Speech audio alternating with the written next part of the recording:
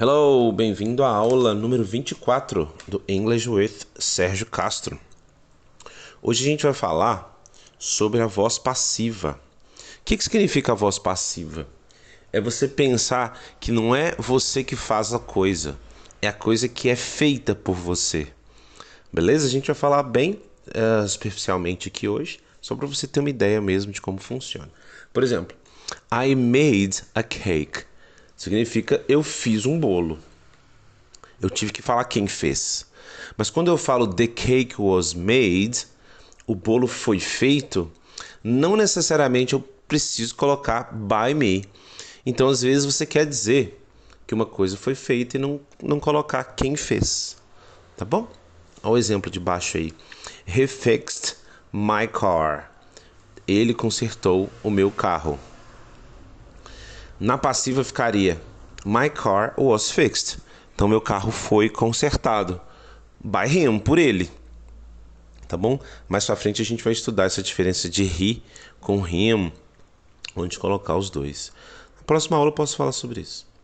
Agora, John will pay the rent. Então, o John vai pagar o aluguel. Ou seja, o aluguel vai ser pago by John. Né? The rent will be paid by John. É claro que se você não colocar o by John, não é a mesma informação da João vai pagar. Mas gramaticalmente você pode falar isso, tá bom? Agora, na frase da esquerda, no John will pay the rent, você não pode cortar o John.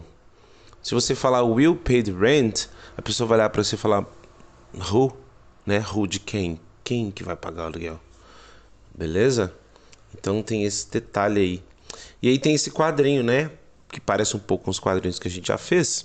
Só que esse quadrinho só do passivo. Por exemplo, eu falo my house is painted.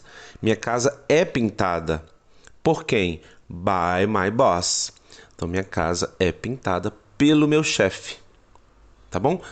Agora, se eu coloco the project was paid. Então, o projeto foi, porque was é o passado de is, né? O projeto foi pago. By quem? Por quem? For. Aí é para quem? Então, o projeto foi pago pelo governo, for my boss, para o meu chefe. Então, cada mudança de palavra tem uma diferença. Por exemplo, the scholarship, que é a bolsa de estudos. The scholarship will be paid. Então, a bolsa will be vai ser, né? O will é futuro, be é o verbo ser, estar. Então, a bolsa vai ser paga por quem? By the government, pelo governo. Ou by the university, pela universidade.